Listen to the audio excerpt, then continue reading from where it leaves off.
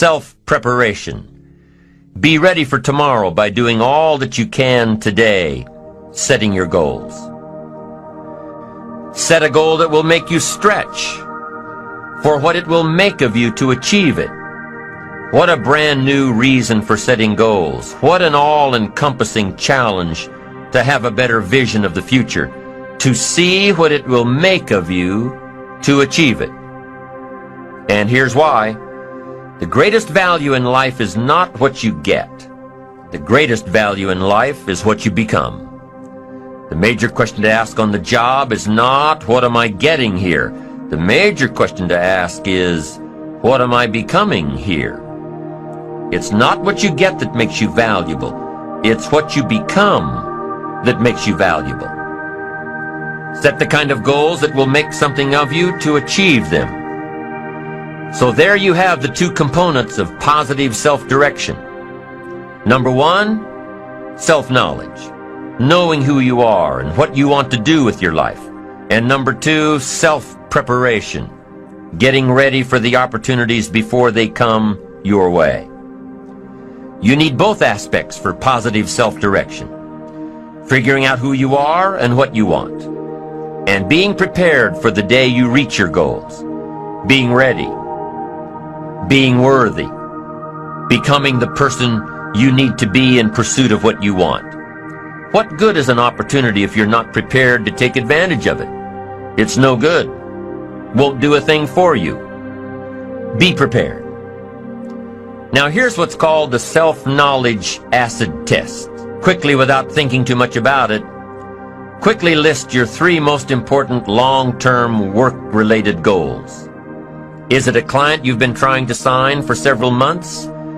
Is it a major sale you've been trying to make? Is it a promotion? Is it a partnership in the firm? Quickly list your three most important long-term work-related goals. Achievements that you want to make. Achievements that will take a while to get. Write them down. Again, without thinking too much about it, quickly list your three most important personal and spiritual goals. Things that will make a difference in your personal life. Is it going to church more often than holidays? Grasping all you can from the Sunday sermon? Is it spending more quality time with your kids?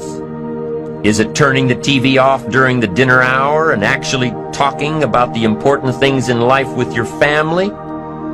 Is it making more dates with your spouse? Is it planning a much-needed family vacation? What is it? What are the important goals in your personal and spiritual life? Is one of them making a conscious effort to exercise more, to eat better, to lose some weight, to get in shape? What are the three most important personal and spiritual goals that you have? Write them down. Doesn't matter what they are, just write them down. Now, take some time to really visualize what the achievement of these goals would look like.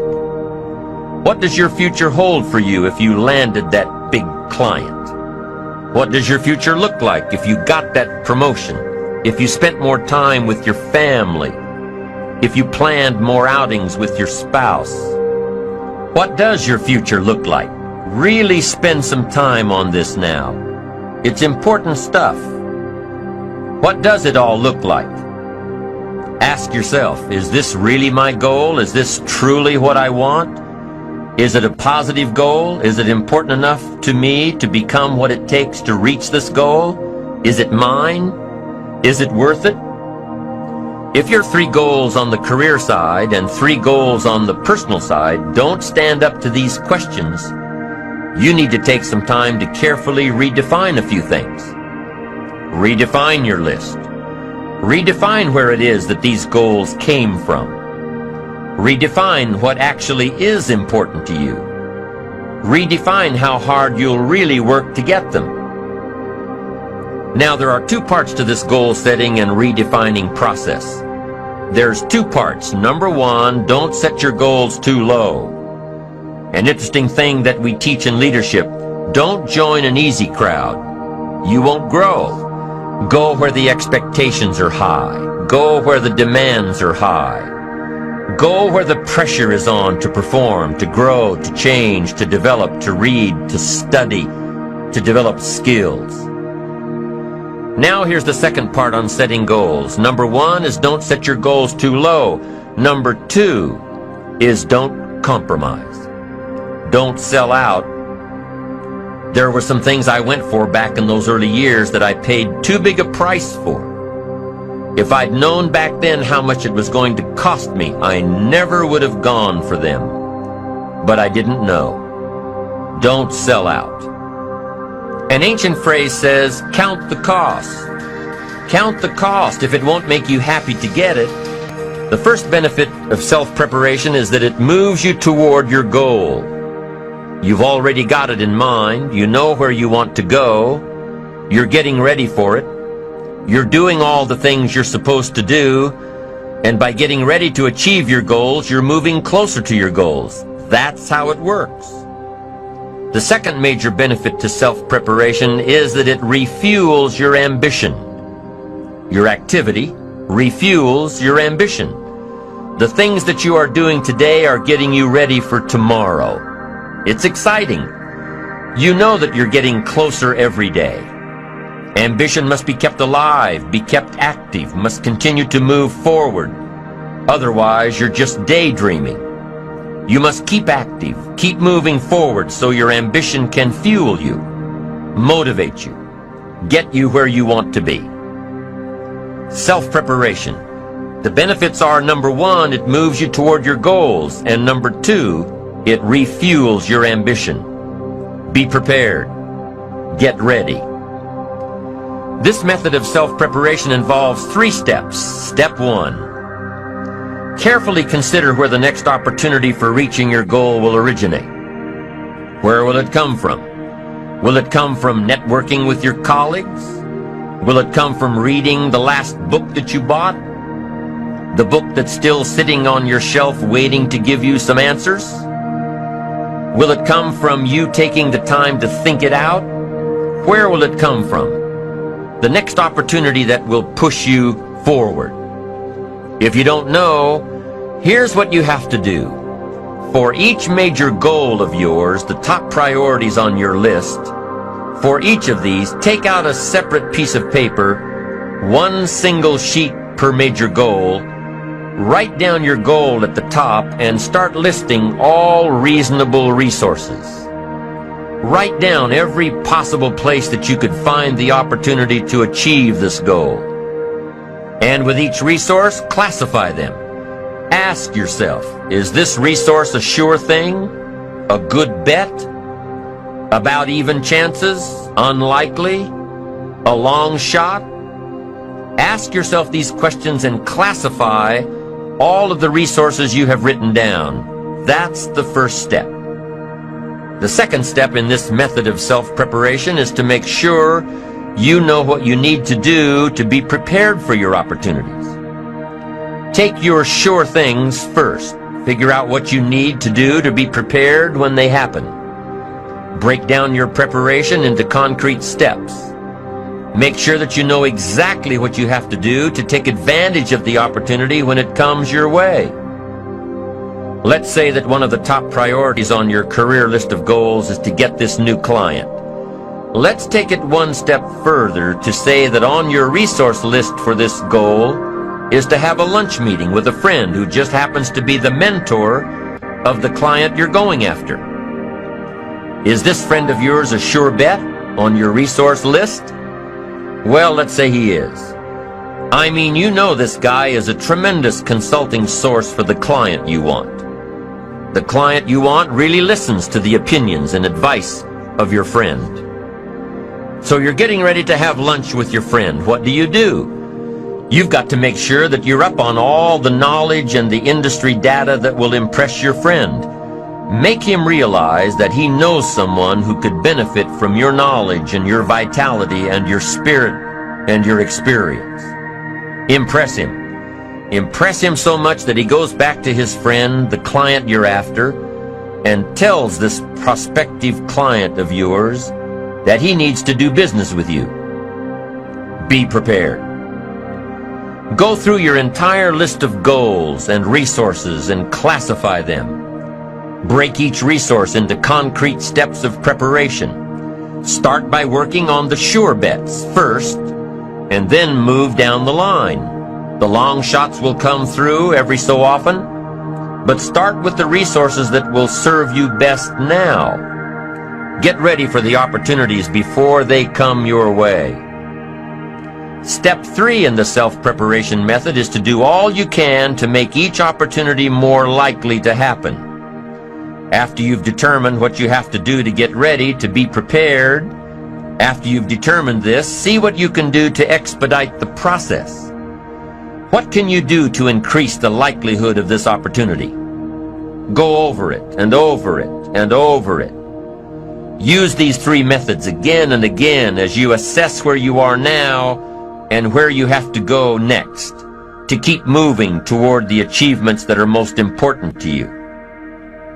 Step 1, consider your resources. Step 2, determine what you have to do to get ready. Step 3, expedite the opportunities. And by the way, this method of self-preparation works wherever you are in your journey, whether you're close to your goals or whether you're just starting your journey of self-direction.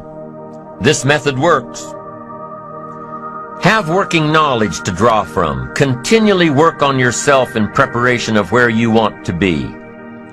Build a reservoir of thoughts and ideas and philosophies and experiences that are your own.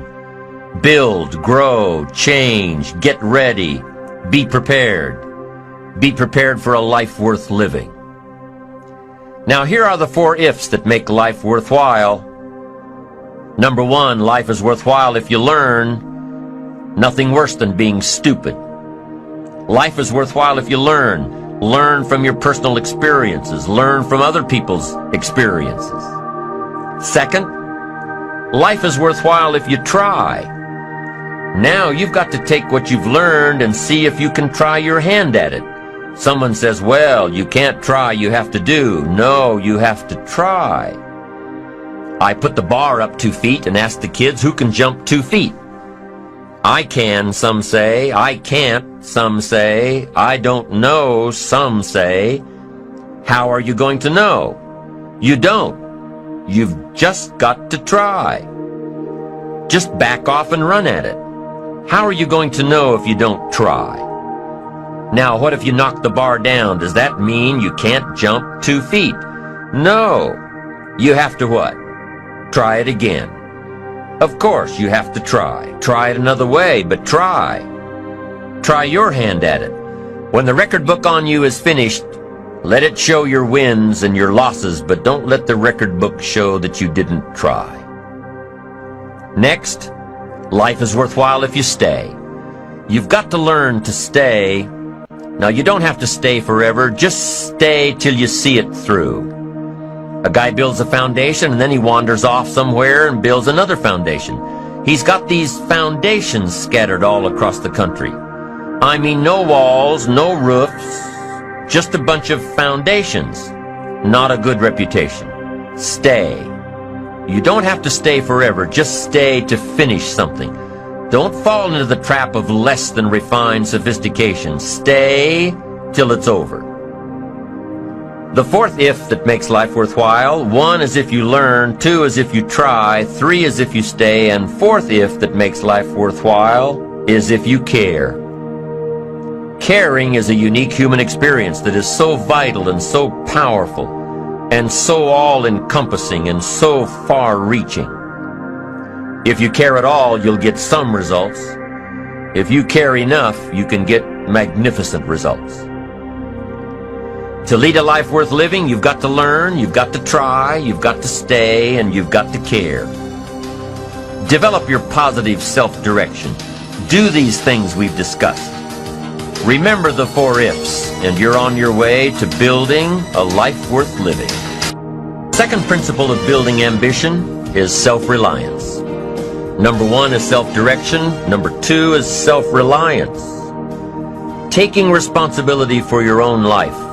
Taking responsibility for whatever happens to you. Knowing that you have consciously made the decisions that are now affecting you. knowing that what is happening now, today, is the direct result of your activity, what you did yesterday.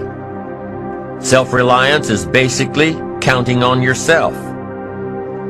Now, being self-reliant doesn't mean you can't work with others or trust others. Self-reliance means counting on yourself, trusting yourself, being confident with yourself, being responsible to yourself, trusting your own instincts, trusting the conclusions that you have developed from your study of experiences and philosophies, taking the credit that is due you, learning from the mistakes that you have made, being self-reliant. Gestalt psychologists give an example of being self-reliant. They say that you're responsible for getting caught in the rain. They say that by deciding not to carry an umbrella every day, you have made the decision to endure an occasional drenching. Translation? By not being prepared, you make the choice of getting caught in some of life's unpleasant circumstances. Be they rain, failures, economic losses, relationship losses, professional losses, personal losses. By not being prepared, thinking ahead, it's your choice. Now here's the other side of it. By being prepared, you increase your chances of success. You increase the likelihood. By being prepared, you increase your chances of success, of seizing opportunities when they come your way, of being ready within yourself to take advantage of once-in-a-lifetime situations. Some people tend to blame others for their mistakes, blame others for their failures. Somebody says, it's not my fault the report isn't done, so-and-so didn't do their part. Of course it's your fault. It's your report too.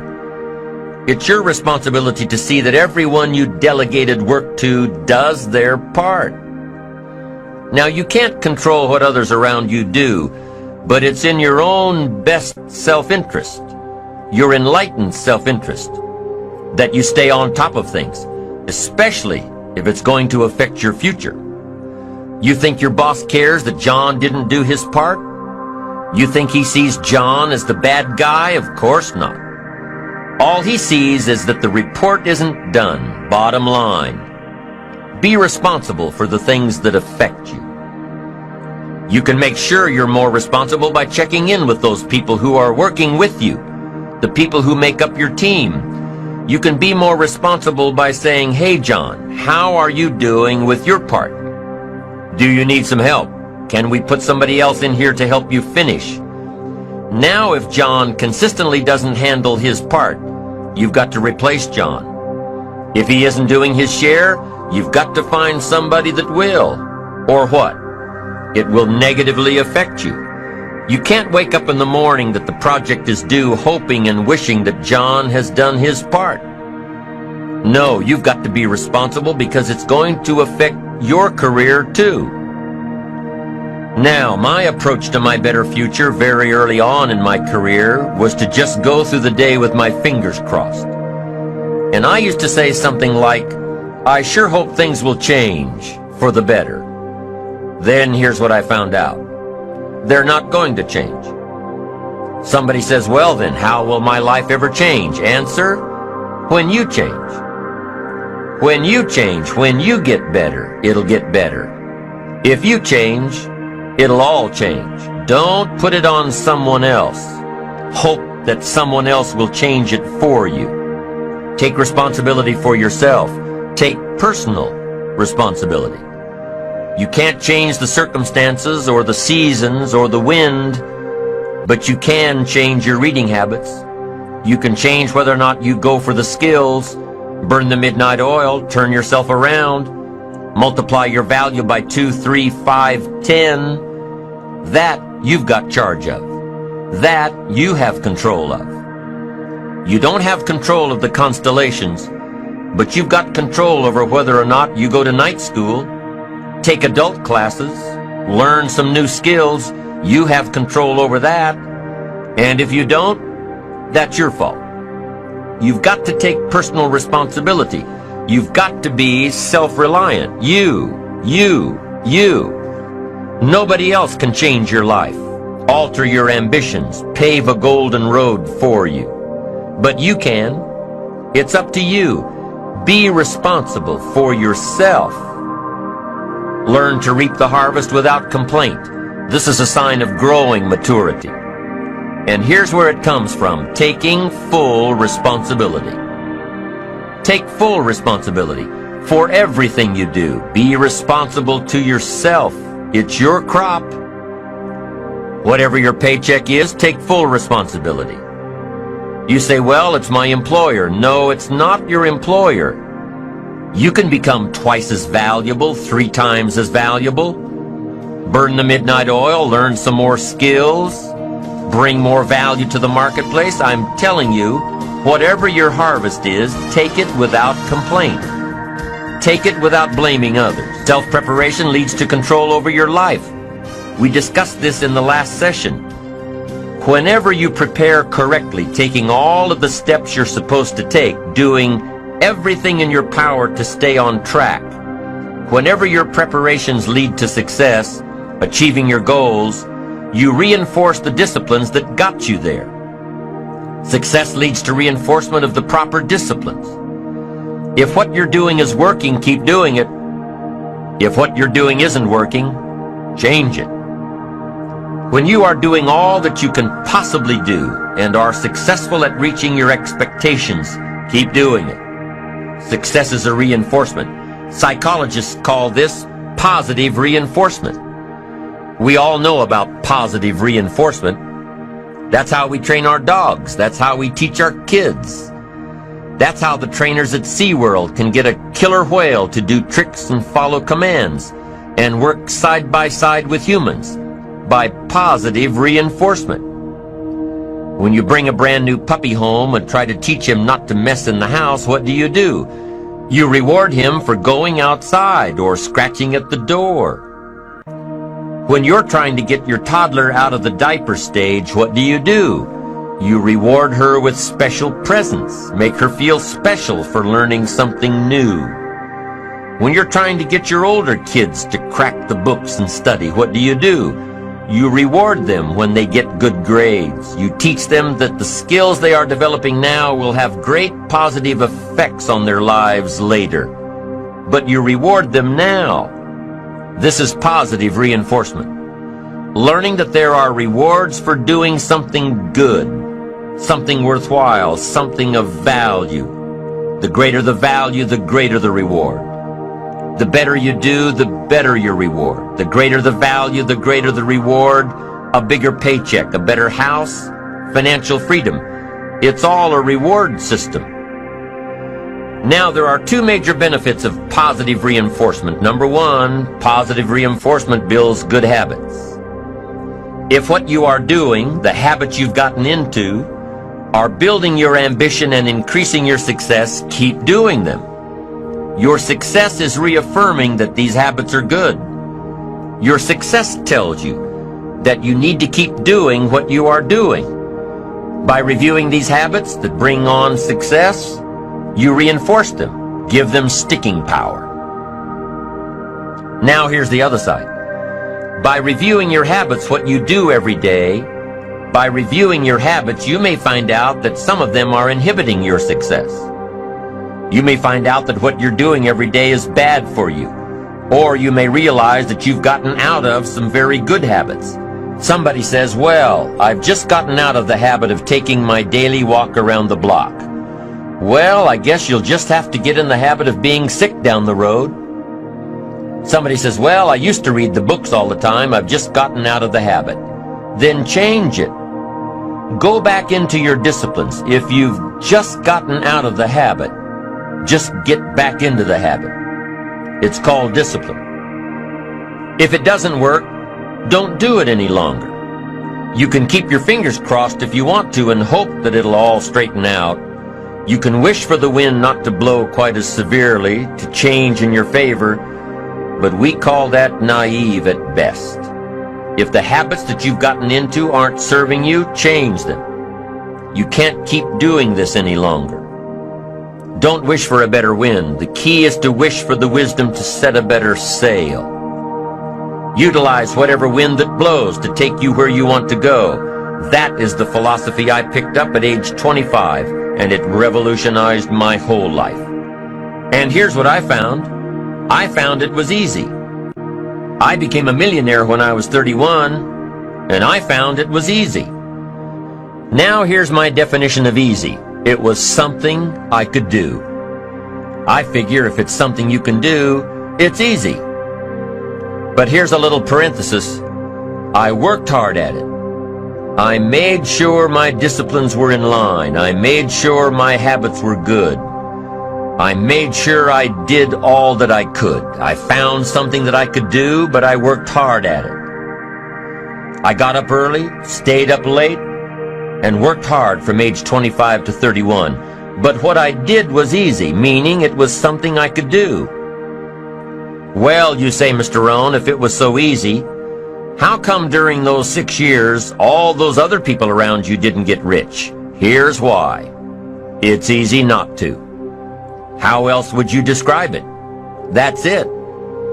It's easy to keep doing the things that don't work. It's easy to keep bad habits. It's easy not to develop the disciplines. It's easy not to. So how come I got rich and they didn't? Here's a philosophical phrase. The things that are easy to do are also easy not to do. That's the difference between success and failure, between daydreams and ambitions. Here's the key formula for success. A few disciplines practiced every day.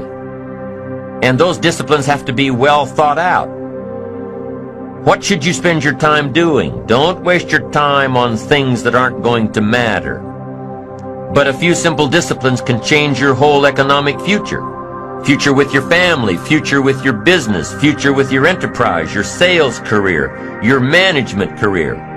A few simple disciplines. A few simple habits. Good habits. Repeated every day. Now here's the formula for failure. Errors in judgment, repeated every day. All you've got to do is to have a few errors in your judgment and repeat them every day. I'm telling you, they'll spin out of control in 10 years.